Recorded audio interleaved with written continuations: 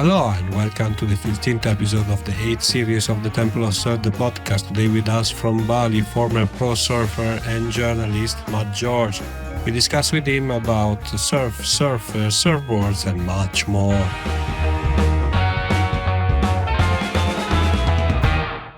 Hello, Matt. Welcome to the show. Where are you today?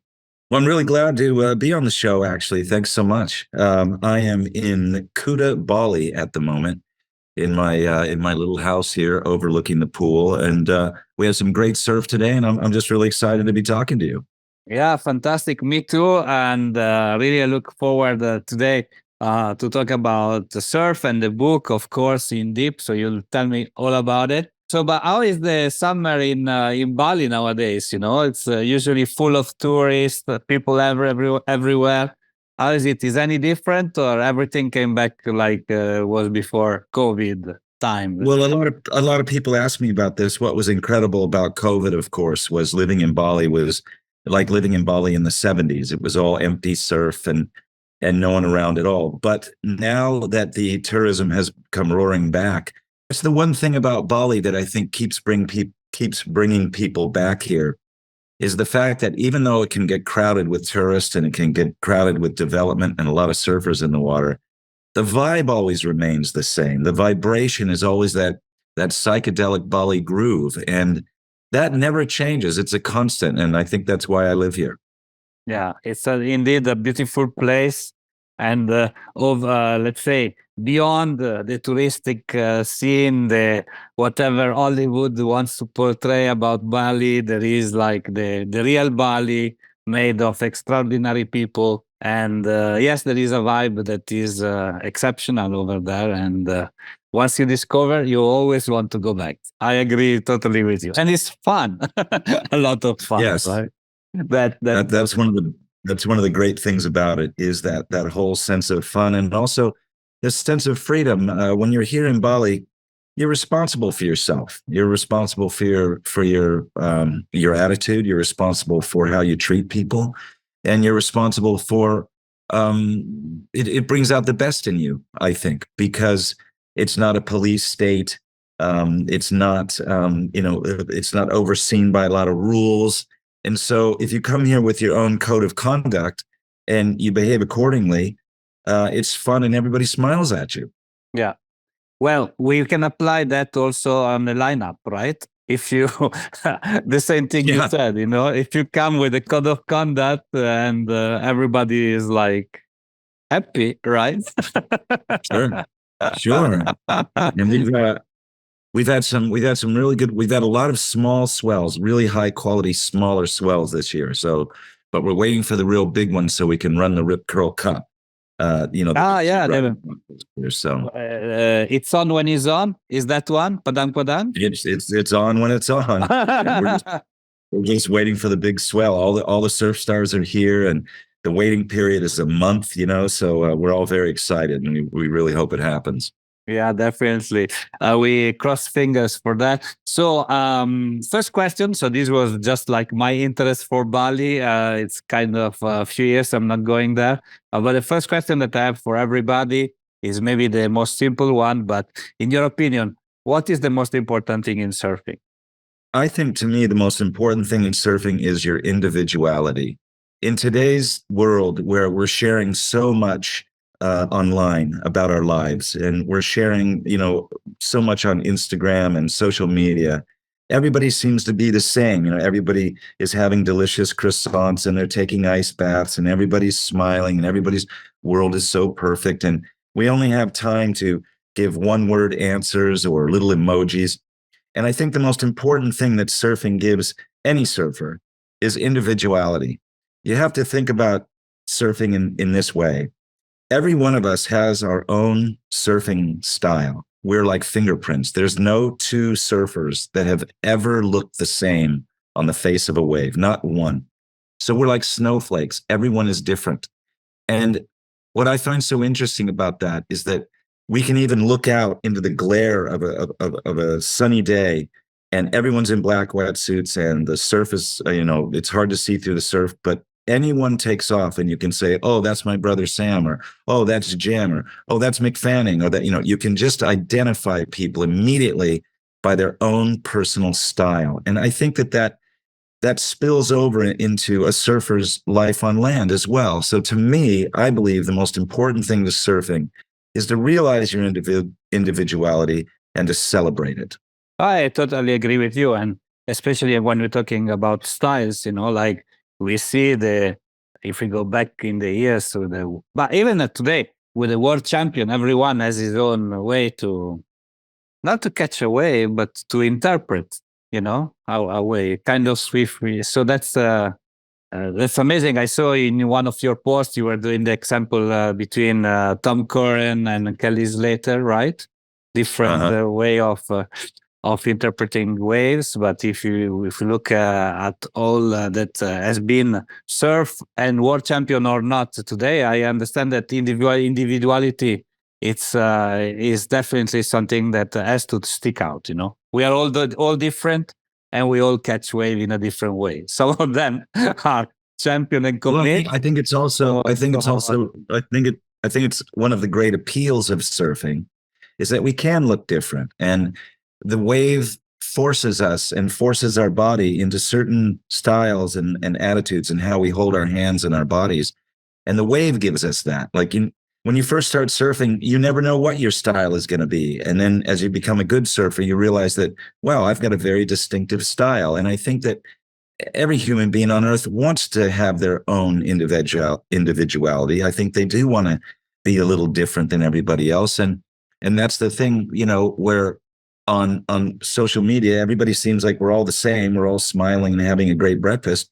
But once we get out in the water in those private moments and we take off on that wave and your body starts moving in a way that you're almost not even in control of, it's a partnership that is so special.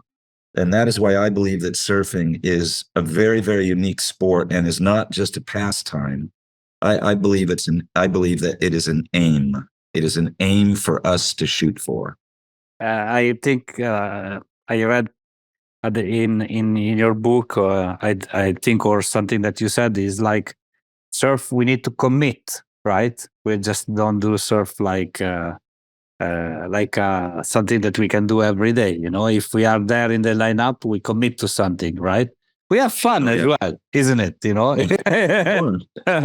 must. Of course, when you think about it, we have gold medal moments like 10 times a day. I think about, say, an Olympic swimmer who has trained, since they're 6 years old, and they finally get to the Olympics after all these years, and they're 19 years old, and they win a gold medal, and they throw their hands over their head. Gee, what a great moment. I paddle out and I go surfing, and I feel that moment every time I kick out.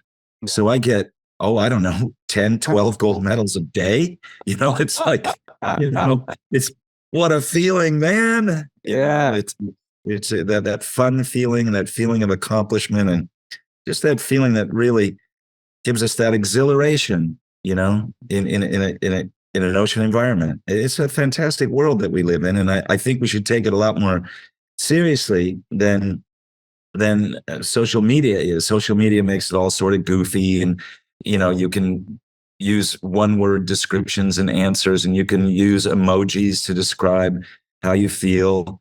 When I just don't think that's deep enough. I think us surfers should communicate on a far deeper level than that. Yeah, definitely. But there are a lot of people as well that they don't know surf, right? So maybe for those people that they don't know surf, we all look the same. We don't have individuality. We are just like taking waves or wasting time. I don't know. But it's amazing how many people from every kind of age, they are approaching the sport, but also they're approaching the culture of surfing. Yes. That is something very important as well, right? Because one thing is like being on the wave, and which is the most important thing of being a surfer, but also like a culture that is not like, okay, we can go back to the ancient world between, the the Hawaiians or whatever. I don't remember the exact terminology. But Yes. Recently, it's a sport that it's from the 50s, the 60s, right? Started to become Yes. more.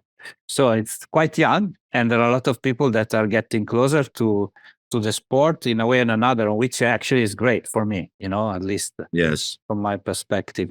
So, Well, yeah, please. I'm sorry. I was going to say, relating to surfing, it's so often in the media and with professional surfing, everyone's like, "Well, we've got to get the mainstream involved." And in my opinion, we don't. I mean, you either feel it or you don't. And the thing about surfing is that unless you're in the ocean, and unless you can't understand what surfing is like when you're on shore. You just can't. You're not going to get it. Cannot. You have to be out there and feeling the environment. Now, you can watch mountaineering, you can watch a mountaineering movie, you can do these things, and people can relate to that because it's on land and everybody's gone up a set of stairs. Everybody knows how to climb a set of stairs, and we get that you can get that feeling. But there's something about surfing when you're out there in the ocean and you're in that environment and in that game of chance that is very hard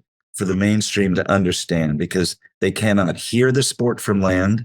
They cannot feel it. They don't know the sensations of it.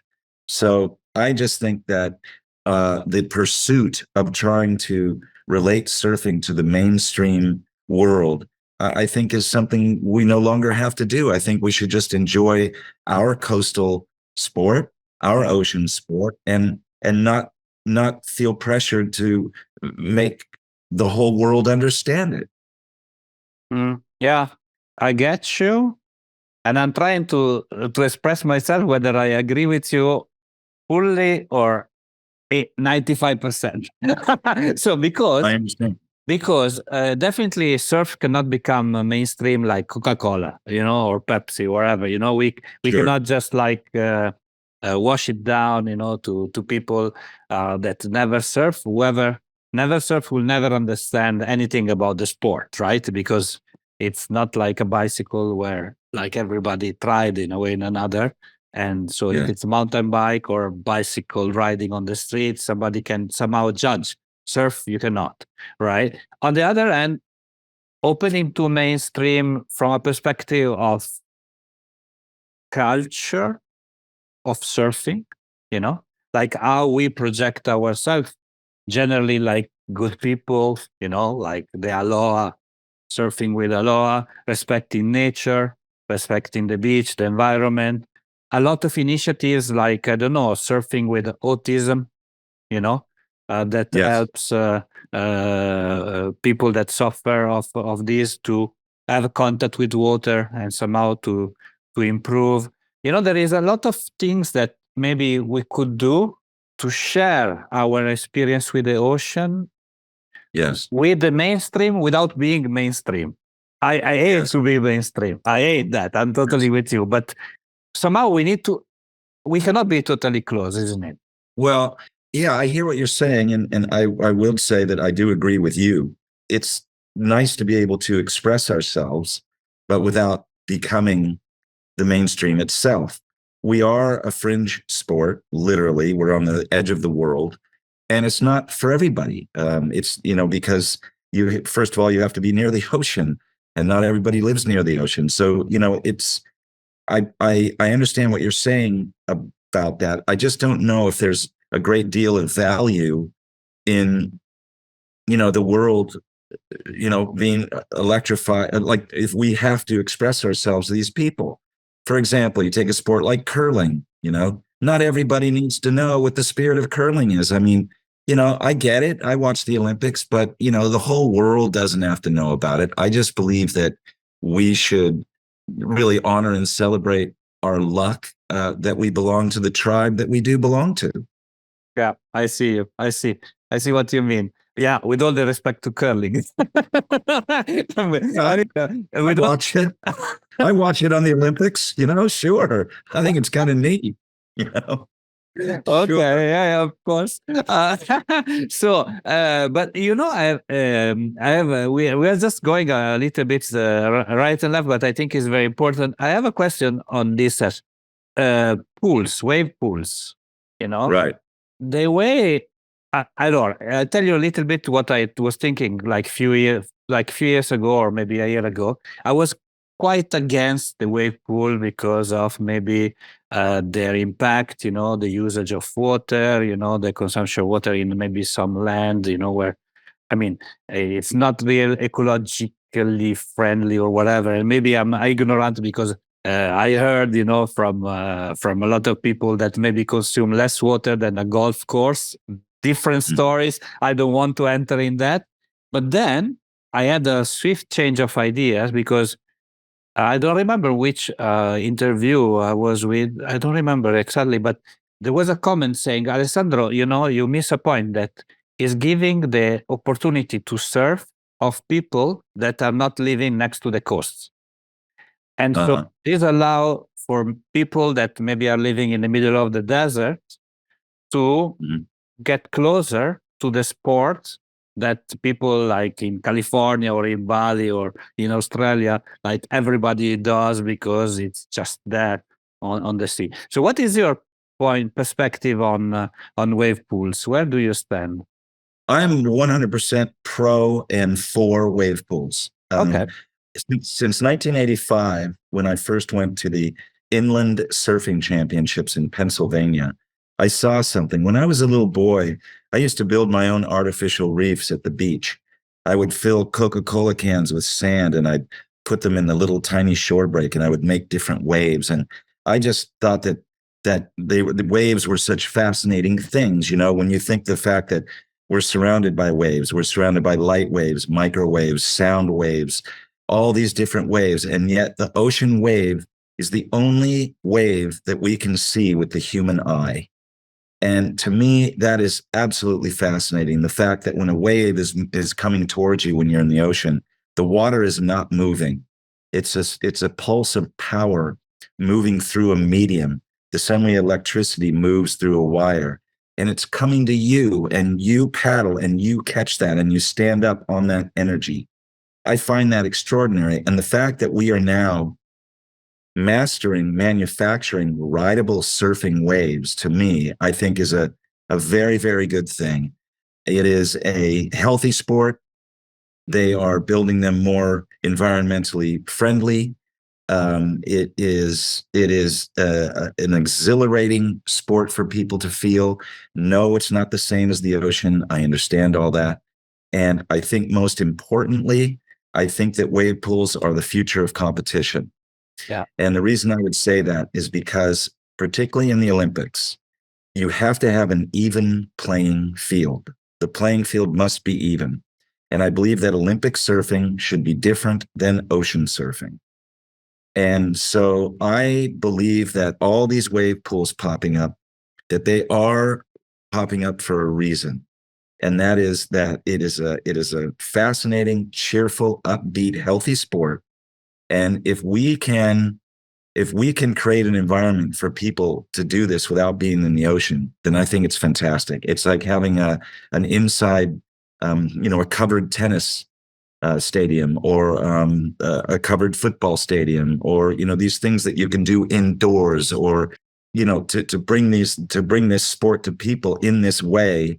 I think is a very, very positive thing, and I wish the wave pool movement all the success in the world. But definitely me too, because it has been announced, at least here in Dubai, that the Surf Ranch will open. And during the summer, so they said the second Kelly Slater pool, second, Mhm. hopefully, will open in Dubai. So, or Abu Dhabi, Yes. sorry, Abu Dhabi. So, like, why not? more weight Yeah, for us. So that's sure. cool evolution. Hold on, I'm missing now some question that I prepared in my It's mind. okay. No, but it's okay because I'm thinking 1985 in Pennsylvania. I think I heard it first from Tom Carroll. Is it right? Was that one where like Yes, it was 1985. It was okay 1985, and 85? it was a very funny story when we first showed up. and we were excited to see this wave. And when we showed up and we saw that the pool was very, very small, we're like, they told us the wave was going to be, 6 foot.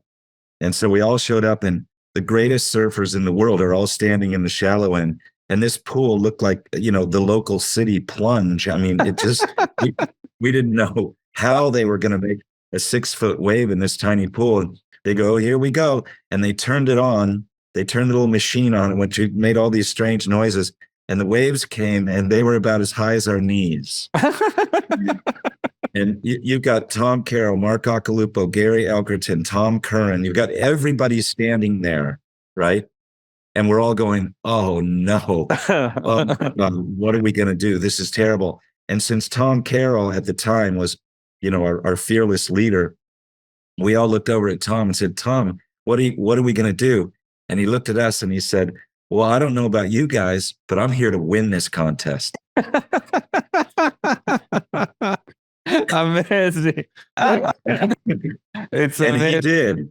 And he did win it against all of us. He definitely did. It's stories like this, Alessandro. It's stories like this that have to be captured. And that's why I wrote this book, In Deep.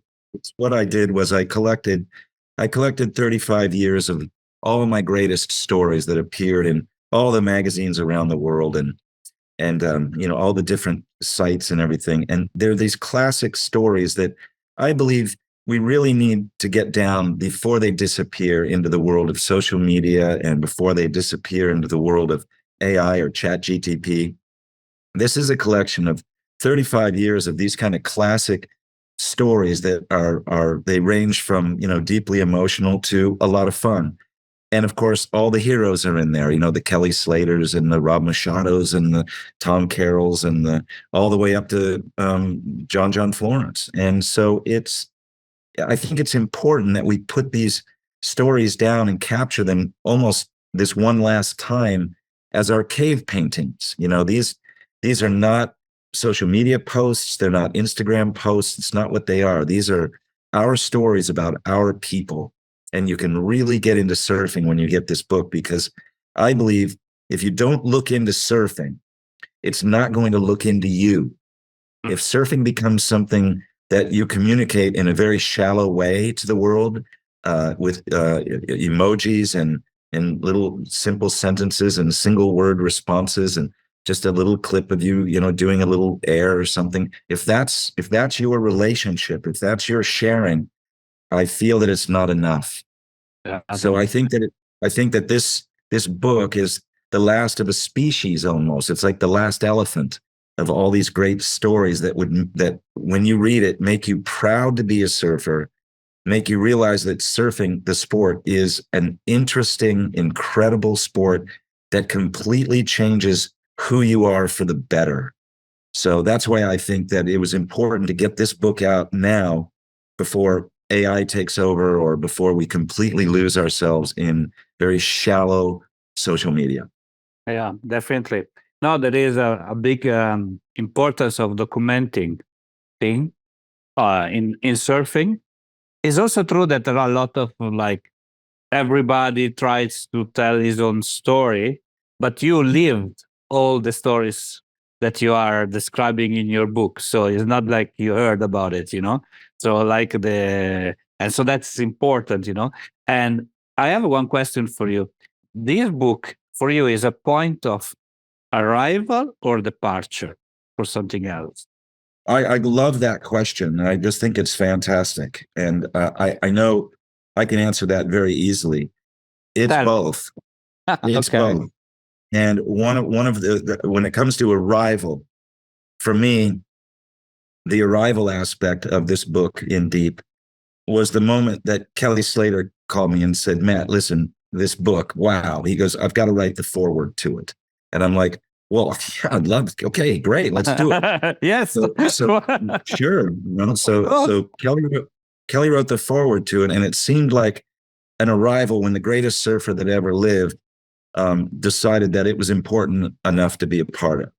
And then when the departure for me is the fact that it was so cathartic to collect all these stories, to go back and find them and find the magazines they were in, and collect this incredible, like spider web of these stories that all relate to each other, with these different surfers and different places traveling around the world, and all these places that still exist, and the surfers that still exist. And so the arrival was the fact that it was time for this book, and the departure is, I'm so glad that I've got this in one book, and now I can depart and move on to my next book about the modern age of surfing, part 2. Okay, that's a good news. Looking forward for the second one. Do you have already in mind when you will be ready to publish? How long does it take to write a book? Well, this one took 35 years. Of course. From the from the idea to the book in your hands, how long does it take? This one took a year to put together. It took a full year.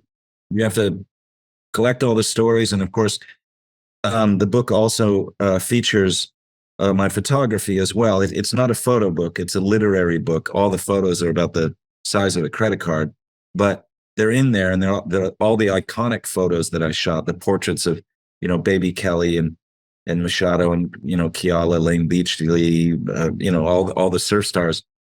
So it is a literary book. This is a book for people that want to read. This is not a surfing picture book. It's not a history book. It captures basically the whole Kelly Slater era. It starts basically when he was 17 years old, and then there's all these millions of stories about all the different people. And then one of the final stories is when I ran into Kelly just last week. And it's not a history book. It's an experience book about what is happening because of what has happened. It's also really good in the bathroom because because there's a bunch of different stories. You can thumb through it and pick whatever you want and read this one and then go back and read that one. It's not one book that you read from beginning to end. You can read it in any order that you want. And when you do, that story captures the zeitgeist of that moment. Cool. So again, I just want to say it's not a picture book. It's not a history book. It's nothing of the sort. It is a book of great surfing stories that will make you proud to be a surfer. And eventually it can become a podcast. Like if you take all these stories separately and you ask the people that live those stories to comment those days with you, maybe, like it would be amazing to hear like you and them talking and remembering together. Yes. But again, it's I don't want it to feel like a walk down memory lane. Okay, I got you. Okay. This book is more of a stimulus, Alessandro. This is a stimulating book that when you start reading these stories, they're timeless and they're classic, and they will stimulate your surfing. I believe, okay, I mean, I know I sound like an evangelist, but I believe that if you get this book and read it, you're going to be a better surfer. You will surf better because you will see what a wonderful, wonderful tribe, what an incredible tribe you belong to. Okay, I got you. Okay, definitely. So people will commit more, going back to committing. There it is. Yeah, yes, exactly.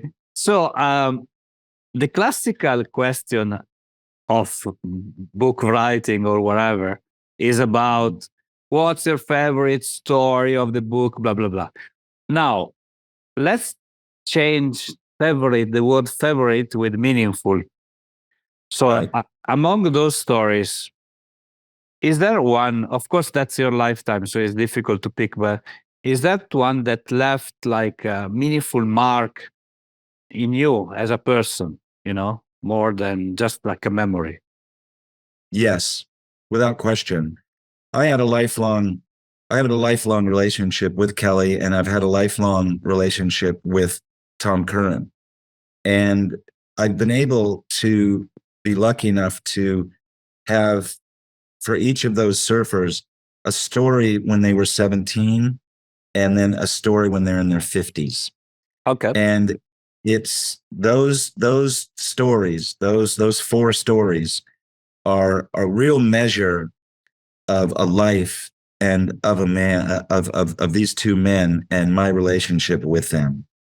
And it was very meaningful and very it provided a lot of insight into how we had spent our lives together over these many years and what has happened to us and what we look like now. And that's the thing about being in these stories. I was never just a little cub reporter on the side with my little pencil and pen and, hey man, give me a quote. I mean, we traveled together, we surfed together, we lived together. It was a very different kind of feeling. So when it comes to the meaningful stories, to me, it's these profiles that I've done on the men and women, but to really get inside their head, but particularly the stories that I have in this book of Kelly and Tom. The other ones that come to mind, of course, are, the story of Bo Young and his relationship with his father, Nat Young, the story of Mark Occhilupo and his relationship with his challenges that he faced. And of course, the great Lane Beachley, the great Australian female champion who faced challenges that no men could face. I mean, this is a powerful woman who overcame physical and emotional challenges to become a 7-time world champion. And it's all in the book. I think that the most meaningful stories to me are the profiles that I did where I got inside these very, very famous private people.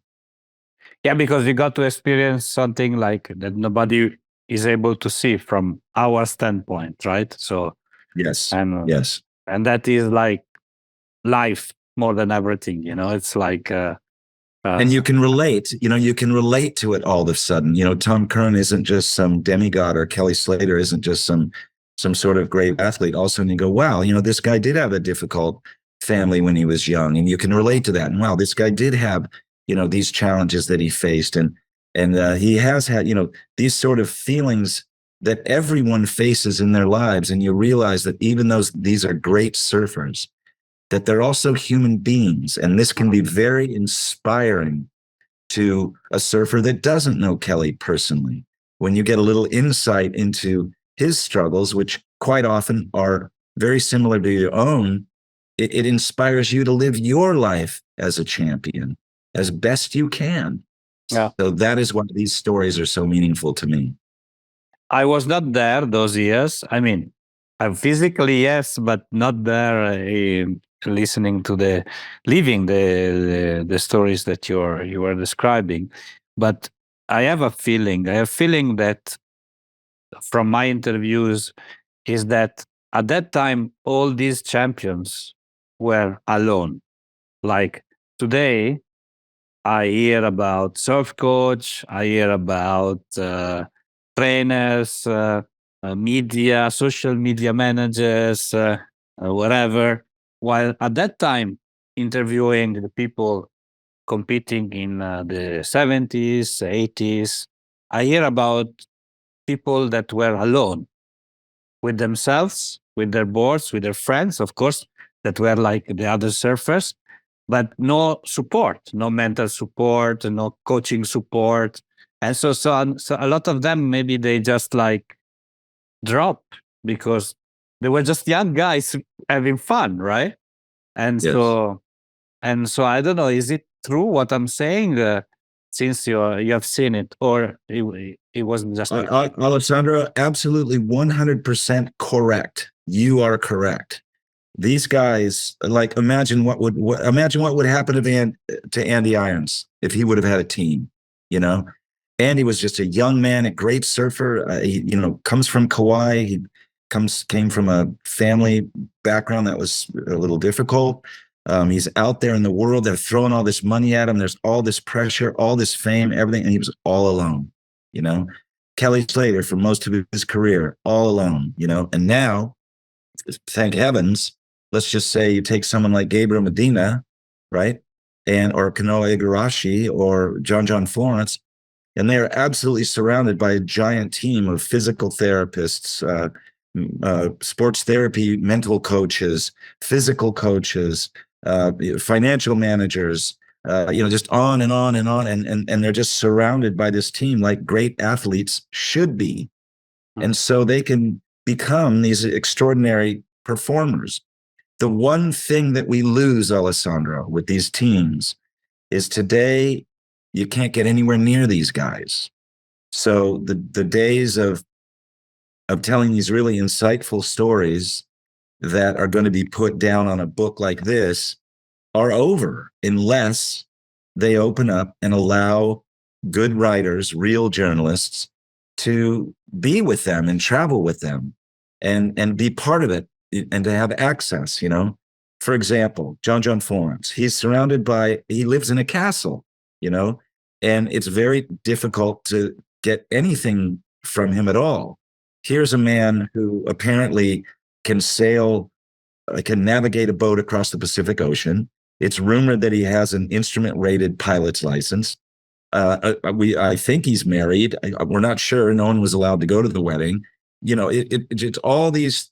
This makes for a very interesting man, and yet we have no idea who this guy is, or the challenges he's faced, or how we can relate to him, other than looking at his big off the lip, and wow, a neat turn, and that's about it. And we can worship that, but who is this guy? And I believe that we deserve to know these people. Yeah. Because these are the people that influence our lives. We buy the products they push. We want to dress like them, look like them, wear our hair like them, dress like them, surf like them, get the boards that they ride. We deserve to know who these people are, other than just social media posts of a couple good waves, or those horrible interviews where they come in out of their heat on the WSL and they stand there with that whoever they're standing with in those terrible post-heat interviews that are just so awful. Yeah. And that's it. That's all we get. Who are you, Kano? Who are you, James? Who are you, John? Who are you? I believe that we journalists deserve access to these people because of the influence they have on our lives. Wow. And that's why this book captures the era when you could do that. Yeah. And now you can relate to these people. No, definitely. I totally, wow, it's like you made my day, because, I always ask myself this. Okay, I'm not a journalist. I don't want to be. I just do a podcast. But I was able to interview Tom Curran, Tom Carroll, Greg Knoll, Rob Machado, Sure. you name, like whatever.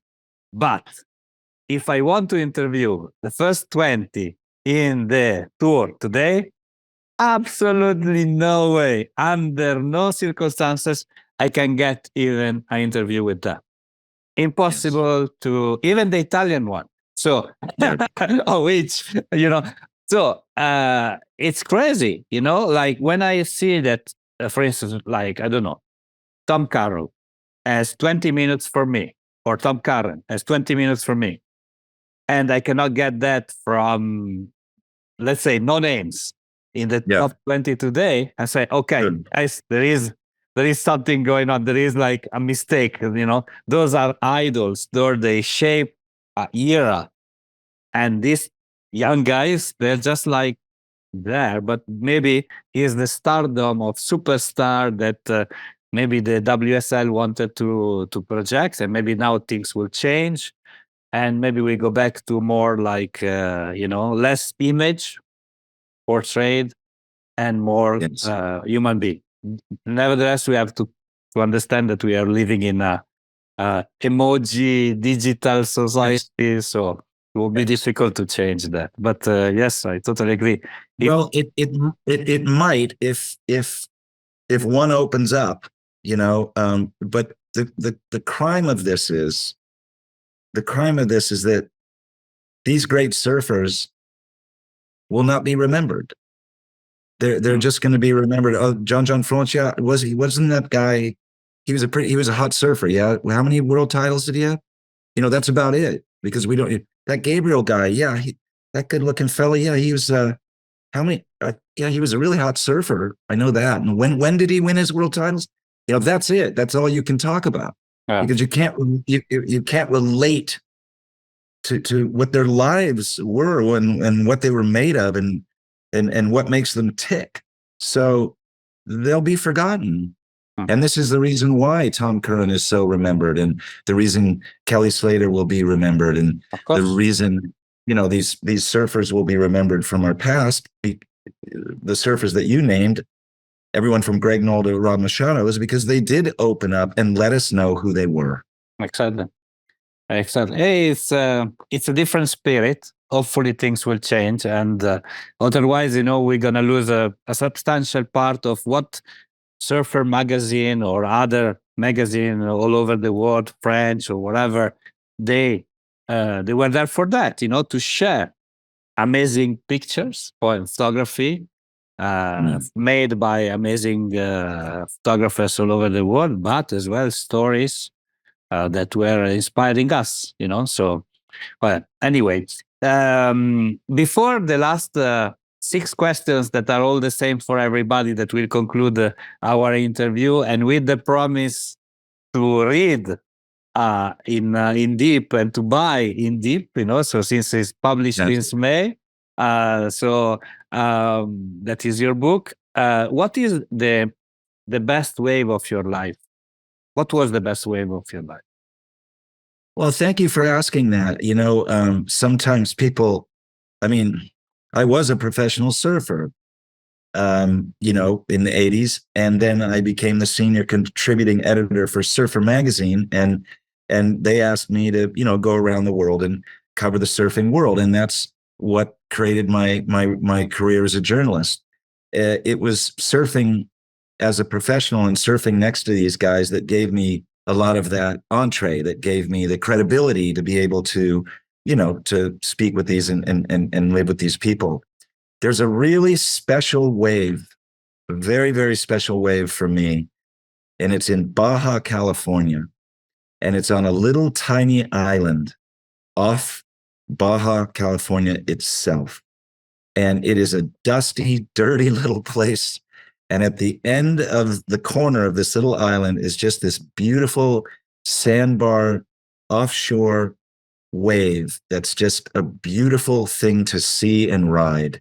And it is so natural and so beautiful that it was a very special place for me because I always felt very, very alive in the desert, surfing desert waves, whether I was in Western Australia or whether I was in Baja or wherever I could be in a desert environment.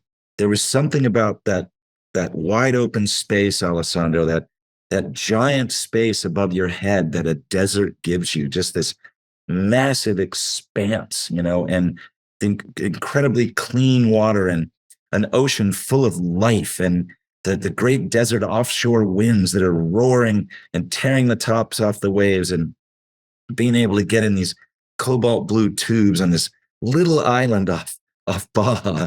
I'm glad you asked that question because that place is very special to me. And I am, even though I live in Bali, I'm very much looking forward to someday returning to my little island. Nice. Thank you. Thank you for sharing with me and with us. To conclude the interview, we have 6 questions. Please answer the first thing that comes up to your mind. So, the best surfboard that you rode? I was able to have the second thruster that Al Merrick from Channel Islands ever shaped. Wow. The first one he shaped was for my brother Sam, and I got the second one. And I'll keep this answer short. Taking off on that surfboard at Rincon in California was the difference between having a propeller plane and all of a sudden I was in a jet. Oh, wow. You made I'll never forget it. I even remember the color of it. As a matter of fact, it's on the cover of my book. Okay. Is that one? Okay. Yeah. And you still have it then? Oh no, it's long gone. I've never saved surfboards. I've always thought surfboards should be ridden until they're dead. Okay. Okay. Well, on that one, I rather prefer to save some, but what to do? Depends on the space you are available as well. Sure. Ask my wife. So anyway, uh, your favorite shaper of all time? I have to say that my favorite shaper of all time was Al Merrick, Channel Islands, because he treated myself, my brother Sam, Tom Curran, Lisa Anderson, everybody like family. He was more than just a shaper. He was a friend, and he was really personally concerned, and you could really trust Al. It was Al Merrick. He was really special during that era. Personal question: your favorite song? You know, I am a great music lover, and I love pop music, and I love classical music, and I love all sorts of different music. And quite often, when I think of music, I think of surfing. It's very difficult for me to name one song, but I'll try. I've always really loved a song by a little known band called Pablo Cruz, and the song is known as Ocean Breeze. Okay, I will listen to that. I don't know it, but I will. Try it out. It's really something. Oh, cool. I will do. Your favorite surf spot, but maybe I know the answer already. Oh well, my favorite now my favorite, my little island. That's a whole nother thing. But my favorite surf spot that I really enjoyed myself at was a spot in Costa Rica, of all places, called Witches Rock. Okay. And it was, having been a beach break specialist myself and having been obsessed with getting inside the tube, this beautiful Costa Rican, again, on the edge of the Guanacaste jungle, all the space in the world, nobody around, offshore winds, clean water, just fantastic. So I would say that left a really big impression on me. Fantastic. Favorite surfer of all time? I don't want to get you in trouble, but No problem at all. For me, it'd be Kelly Slater. I think that Kelly, more than his record, his 11 world titles, more than that, was just his perfection. I remember watching him so often, and I can't remember him ever wiping out. And just the way he was, his body control, and the way that he seemed to be able to control the wave itself, his confidence, his grace, and where he went on a wave, and the power. To me, Kelly really is the greatest surfer that ever lived. yeah, definitely. Definitely. Yeah, I totally agree with you. And the last question is a little bit unusual. Has nothing to do with surf. I would like to know your best, let's say, or favorite relationship advice. My favorite relationship advice: be honest. Okay. Yeah. Be honest. Here's something that's really, really special is honesty. The more honest you are, the less you need to remember. Whether you're with a woman or a brother or a friend, just straight, brutal honesty. It's taken me a long time to learn that. From being a journalist, we tell a lot of stories, and we do a lot of exaggerations, and we make stories greater than they are sometimes, and we give the truth scope and all this sort of thing.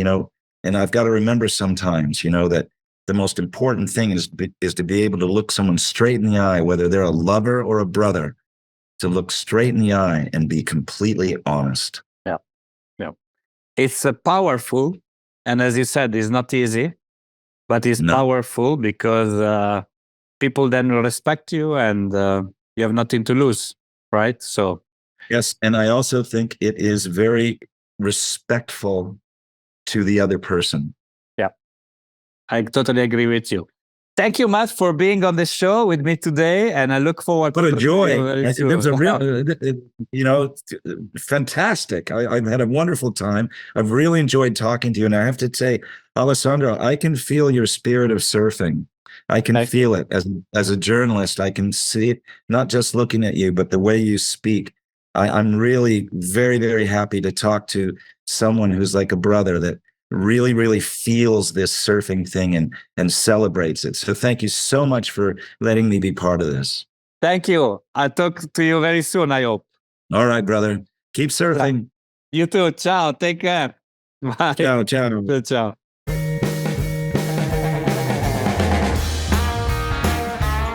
Hi, it's me again. I hope you enjoyed our today's episode. If you want to know more about us, please follow www.thetempleofsurf.com and all our social media. Mahalo!